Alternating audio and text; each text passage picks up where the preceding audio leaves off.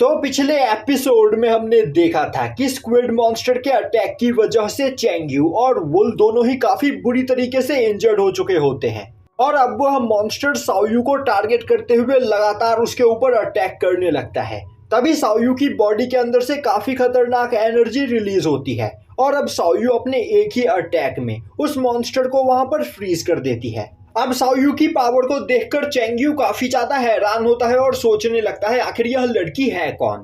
तभी वह मॉन्स्टर बर्फ को तोड़ते हुए आजाद हो जाता है और अब वह अपने टेंटिकल से साओयू के ऊपर अटैक करता है, पर साओयू उसके अटैक को डॉज कर लेती है। और तभी वह मॉन्स्टर काफी तेजी से अपने सभी टेंटिकल से अटैक करते हुए साओयू को जकड़ लेता है, जो देखते ही चेंगयू वहां पर परेशान हो जाता है। पर तभी साओयू की बॉडी के अंदर से दोबारा काफी खतरनाक एनर्जी रिलीज होती है और अब साओयू उस मॉन्स्टर के टेंटिकल्स को ब्लास्ट करते हुए वहां से बाहर निकलती है और अब चेंगयू देखता है कि साओयू की बॉडी अब पूरी तरीके से ट्रांसफॉर्म हो चुकी होती है, जो देखकर उसे कुछ भी समझ में नहीं आता है। तभी साओयू अपने फ्लेम फिनिक्स टेक्निक का यूज करते हुए एक ही अटैक में उस मॉन्स्टर को वहां पर मार देती है और अब वह उस मॉन्स्टर को मारने के बाद उसके मॉन्स्टर कोर को अपने कंट्रोल में ले लेती है। इसके बाद वह अनकॉन्शियस होकर नीचे गिरने लगती है, जो देखते ही चेंगयू भागते हुए जाकर उसे कैच करता है और अब अनकॉन्शियस होने के बाद साओयू वापस से अपने नॉर्मल फॉर्म में आ जाती है। और अब जैसे ही साओयू को उस जगह पर होश आता है, चेंगयू उससे पूछता है कि आखिर तुम अचानक से एक अडल्ट लेडी में कैसे बदल गई थी। यह सुनकर साओयू को कुछ भी समझ में नहीं आता है और अब वह बोलती है, अंकल आखिर आप यह क्या बकवास कर रहे हो। अब साओयू को इस तरह बात करते हुए देखकर चेंगयू को लगता है कि साओयू को उसके ट्रांसफॉर्मेशन की कोई भी नॉलेज नहीं है। और अब वहां पर सब कुछ शांत हो जाने के बाद चेंगयू एक जगह पर जाकर लेट जाता है और अब वह आसमान को देखते हुए सोचने लगता है, थोड़ी देर के लिए मैं यहाँ पर भूल गया था कि मैं एक कल्टीवेशन वर्ल्ड में हूँ और ब्लैकस्टोन सिटी में सभी लोगों को फाइट में हराने के बाद मुझे लगने लगा था कि मैं इस दुनिया में सबसे ज्यादा ताकतवर बन चुका हूँ। पर आज साओयू से मिलने के बाद मुझे एहसास हो रहा है कि मैं कितना ज्यादा कमजोर हूँ। आखिर वह लड़की है कौन और आखिर वह इतनी ज्यादा पावरफुल क्यों है, और तो और अचानक से वह ट्रांसफॉर्म होकर एक अडल्ट लेडी में कैसे बदल गई थी। यह कल्टीवेशन वर्ल्ड सच में बहुत ही ज्यादा मिस्टीरियस है। खैर जाने दो, मुझे इन सभी चीजों के बारे में सोचकर अपना टाइम वेस्ट नहीं करना चाहिए। मुझे अपनी पावर को बढ़ाने में ध्यान देना चाहिए जिससे मैं अर्थ पर वापस लौट सकूं। तभी अचानक से उस जगह पर फीक्विन आती है, जिसे देखते ही चेंगयू डर जाता है और अब वह बोलता है, आखिर अब तुम इस जगह पर क्या करने के लिए आई हो। फीक्विन बोलती है, मैं तुम्हें यह बताने के लिए आई हूँ कि अब तक तुम्हें यहाँ पर जो मिशंस दिए गए वह बस ट्यूटोरियल मिशंस थे और मैं बस यहाँ पर तुम्हें सावधान करना चाहती हूँ, कहीं तुम यह सोचकर यहाँ पर ना बैठ जाओ कि आने वाले मिशंस भी प्रीवियस मिशन जितने ही आसान होंगे। आने वाले मिशंस पिछले मिशन से 100 गुना ज्यादा खतरनाक होने वाले हैं। जो सुनते ही चेंगयू और भी ज्यादा परेशान हो जाता है और अब वह चिल्लाते हुए बोलता है, बकवास करना बंद करो। तुम यहाँ पर बोल रही हो कि तुमने पहले जो मुझे मिशंस दिए थे वह मिशंस आसान थे, मुझे इस बात पर यकीन नहीं। और आखिर फ्यूचर में मुझे और कितने खतरनाक मिशंस मिलने वाले हैं। फीक्विन बोलती है, इन सभी मिशंस को यहाँ पर मैंने नहीं बनाया है, तो तुम मुझसे कंप्लेन नहीं कर सकते हो। अब यह सुनकर चेंगयू अपने हाथ में मौजूद वाइन को पीते हुए बोलता है, ठीक है, आज से मैं यहाँ पर दिन रात मेहनत करूंगा और अपनी पावर को बढ़ाऊंगा जिससे आने वाले मिशंस को मैं जल्द से जल्द कंप्लीट कर सकूं। पर तभी वह पीछे मुड़कर देखता है तो फीक्विन अभी भी उस जगह पर खड़ी होकर उसे देख रही होती है, जो देखते ही चेंगयू बोलता है, क्या तुम वाइन पीना पसंद करोगी, और बिना कुछ बोले उस जगह से चली जाती है, जो देखकर चेंगयू को काफी अजीब लगता है। तभी अचानक से साओयू पीछे से चिल्लाते हुए चेंगयू को डरा देती है, जिससे चेंगयू के हाथ से वाइन का जग नीचे गिरकर टूट जाता है। वहीं पर नीचे कुछ लोग खड़े होते हैं जो गुस्से में चिल्लाते हुए बोलने लगते हैं, आखिर किसकी हिम्मत हुई यहाँ पर वाइन के जग को तोड़ने की। अब चेंगयू झांकते हुए उनसे माफी मांगने लगता है। अब नीचे खड़े लोग जैसे ही चेंगयू और साओयू को देखते हैं, उनका मूड पूरी तरीके से बदल जाता है और अब वह काफी हम्बल तरीके से उन दोनों से माफी मांगते हुए बोलते हैं, हीरोज, हमें नहीं पता था कि ऊपर आप दोनों मौजूद हो। आप दोनों की ही वजह से हम यहाँ पर जिंदा है, तो आप जितना चाहो उतना वाइन के जग यहाँ पर तोड़ सकते हो।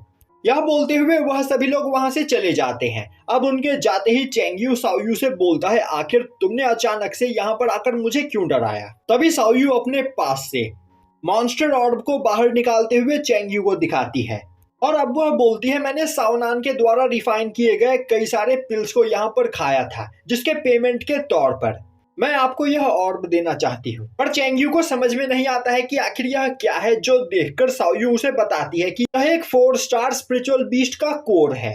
4 स्टार स्पिरिचुअल बीस्ट बहुत ही ज्यादा कीमती होते हैं और इस मॉन्स्टर ऑर्ब के लिए यहाँ पर लोग हजारों गोल्ड कॉइन देने के लिए तैयार होंगे। जो सुनते ही चेंगयू परेशान हो जाता है और अब वह बोलता है मैं इतनी कीमती चीज तुमसे नहीं ले सकता हूँ। साओयू बोलती है यह मैं आपको फ्री में नहीं दे रही हूँ, बल्कि यह सावनान के द्वारा रिफाइन किए गए पिल्स की पेमेंट है।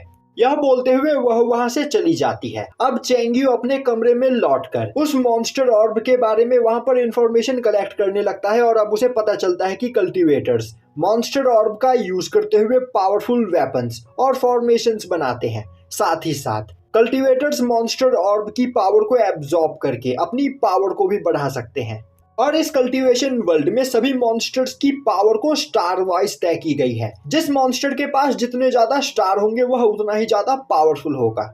अब यह सुनकर चेंगयू काफी ज्यादा खुश होता है और अब वह उस मॉन्स्टर ऑर्ब को एक्टिवेट करते हुए वहां पर उसकी पावर को एब्जॉर्ब करने लगता है। वहीं पर उस मॉन्स्टर ऑर्ब के अंदर से काफी खतरनाक स्पिरिचुअल एनर्जी रिलीज हो रही होती है, जिस स्पिरिचुअल एनर्जी की वजह से बगल में सो रहा सावनान भी जग जाता है। और अब वह चेंगयू से पूछने की कोशिश करता है कि मास्टर आखिर इस जगह पर क्या चल रहा है, पर चेंगयू बोलता है अपना मुंह बंद करके चुपचाप बैठकर कल्टीवेशन करो। यह एक अच्छा मौका है अपनी पावर को इंक्रीज करने का। जो सुनते ही सावनान अपना मुंह बंद करते हुए उस जगह पर बैठकर कल्टीवेशन करने लगता है और अब उस जगह पर थोड़ी ही देर तक कल्टीवेशन करने से चेंगयू और सावनान दोनों की ही पावर काफी तेजी से बढ़ने लगती है, जो देखकर चेंगयू काफी ज्यादा हैरान होता है। तभी फीक्विन उस जगह पर आते हुए चेंगयू को बताती है कि चेंगयू ने एक हिडन मिशन को यहाँ पर कंप्लीट कर लिया है, जिसके रिवॉर्ड के तौर पर चेंगयू को 400 रिवॉर्ड पॉइंट और 2 येलो क्लास स्पिरिचुअल टेक्निक मिलता है। यह सुनकर चेंगयू काफी ज्यादा खुश होता है। तभी फीक्विन उसके सामने एक स्क्रीन को ओपन करती है और उससे बोलती है कि इन स्क्रोल्स में से किसी 2 स्क्रोल को यहाँ पर चुन लो। अब चेंगयू काफी तेजी से 2 स्क्रोल्स को वहां पर चुन लेता है और अब वह देखता है कि उन 2 स्क्रोल्स में से एक स्क्रोल के अंदर उसे पोजीशन एक्सचेंजिंग टेक्निक मिली होती है, जिस टेक्निक का यूज करते हुए वह वुल के साथ अपनी पोजीशन को एक्सचेंज कर सकता है। जो देखते ही वह काफी ज्यादा खुश होता है और बोलता है किसी पावरफुल अपोनेंट से अपनी जान बचाकर भागने में यह टेक्निक मेरे सच में काफी ज्यादा काम आएगी। और अब वह दूसरे स्क्रोल के अंदर देखता है तो उसे उस स्क्रोल के अंदर एक असैसिनेशन टेक्निक शैडो किलिंग मिलती है, जिसका यूज करते हुए वह अपने अपोनेंट के शैडो के अंदर छिपकर उसके ऊपर सरप्राइज अटैक कर सकता है। अब इन दोनों टेक्निक्स को पाकर चेंगयू काफी ज्यादा खुश होता है और अब वह अपने समनिंग स्पेस के अंदर से वुल को बाहर निकालते हुए फिगविन से पूछता है कि क्या तुम मुझे बता सकती हो कि आखिर वुल के साथ इस जगह पर क्या हुआ है, आखिर यह अचानक से ट्रांसफॉर्म होकर एक लिटिल ड्रैगन में कैसे बदल गया। पर फिगविन बिना कुछ बोले वहां से गायब हो जाती है। तभी चेंगयू देखता है कि वुल उस जगह पर भूखा होता है, जो देखते ही वह वुल को उठाकर सावनान के द्वारा रिफाइन किए गए पिल्स के पास रख देता है, जिससे वह उन पिल्स को खाकर अपनी पावर को बढ़ा सके। तभी सावनान अपनी कल्टीवेशन से उठते हुए चेंगयू को बताता है कि मास्टर मैं बॉडी रिफाइनिंग के बोन फोर्जिंग स्टेज पर पहुंच चुका हूं। जो देखते ही चेंगयू उसकी तारीफ करते हुए बोलता है इसी तरह मेहनत करते रहो, एक दिन तुम मुझसे भी ज्यादा ताकतवर बन जाओगे।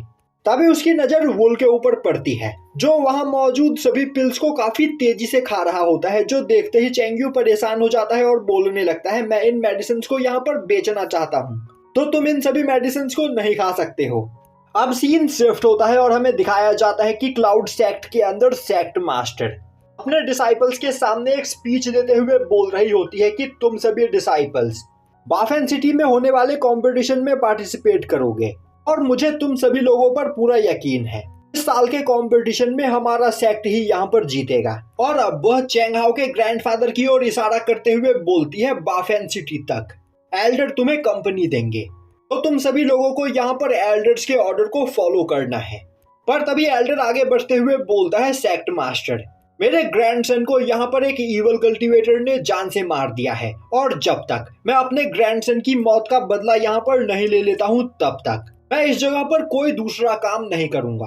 तभी सेक्ट मास्टर बोलती है मैं जानती हूँ कि चेंगहाओ एक टैलेंटेड पर्सन था, और उसकी मौत से मुझे भी यहाँ पर काफी ज्यादा दुख हो रहा है। पर एल्डर, आपको परेशान होने की कोई जरूरत नहीं। मैं पर्सनली चेंग हाओ की मौत को यहाँ पर इन्वेस्टिगेट करूंगी, तो आप इस इन्वेस्टिगेशन की जिम्मेदारी मुझ पर छोड़ दीजिए और इन सभी डिसाइपल्स को लेकर बाफेन सिटी जाइए, क्योंकि यह कंपटीशन हमारे लिए बहुत ही ज्यादा इम्पोर्टेंट है और आपको परेशान होने की कोई जरूरत नहीं। चेंग हाओ के कातिल को मैं जल्द से जल्द ढूंढकर उसे आपके सामने पेश करूंगी। यह सुनते ही चेंग हाओ का ग्रैंडफादर उन सभी डिसाइपल्स को अपने साथ लेकर बाफेन सिटी जाने के लिए तैयार हो जाता है।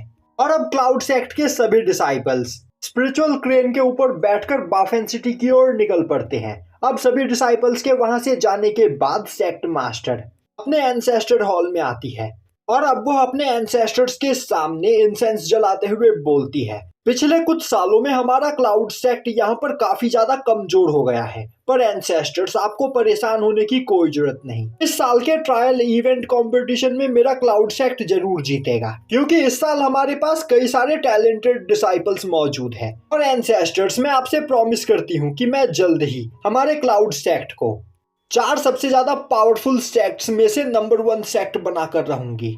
यह बोलते हुए सेक्ट मास्टर उस जगह से चली जाती है। अब सीन शिफ्ट होता है और हमें दिखाया जाता है कि चेंग यू और साओ नान शिप के ऊपर अपने कमरे में बैठे कल्टीवेशन कर रहे होते हैं। तभी उनके कमरे में साओ यू आती है और अब वह उनके टेबल पर रखे हुए खाने को वहां पर बैठकर खाने लगती है। जो देखते ही साओ नान बोलता है, तुम हमारा खाना इस तरह कैसे खा सकती हो? तुम्हें नहीं पता है कि यह खाना कितना ज्यादा महंगा है? तभी साओ यू खड़ी होते हुए अपनी पावर का यूज करते हुए उस जगह पर एक पिल बनाती है, जो देखते ही साओ नान हैरान हो जाता है। और अब वह बोलता है, आखिर तुम बिना फर्नेस का यूज किए यहाँ पर पिल को कैसे रिफाइन कर सकती हो? आखिर यह किस तरह की टेक्निक है? तभी साओ यू साओ नान को वह पिल खिला देती है और अब वह बोलती है, इस पिल को खाने की पेमेंट समझो। अब उस पिल को खाते ही साओ नान की पावर वहां पर काफी तेजी से इंक्रीज होने लगती है, जो देखते ही साओ नान काफी ज्यादा हैरान होता है। तभी चेंग यू साओ यू से पूछता है, आखिर यह किस तरह की पिल थी? तभी शिप का कैप्टन चिल्लाते हुए अनाउंसमेंट करता है कि वह सभी लोग बाफेन सिटी में पहुंच चुके हैं। यह सुनते ही चेंग यू, साओ नान और साओ यू तीनों अपने कमरे से झांकते हुए बाफेन सिटी की ओर देखने लगते हैं और यहीं पर यह एपिसोड खत्म हो जाता है।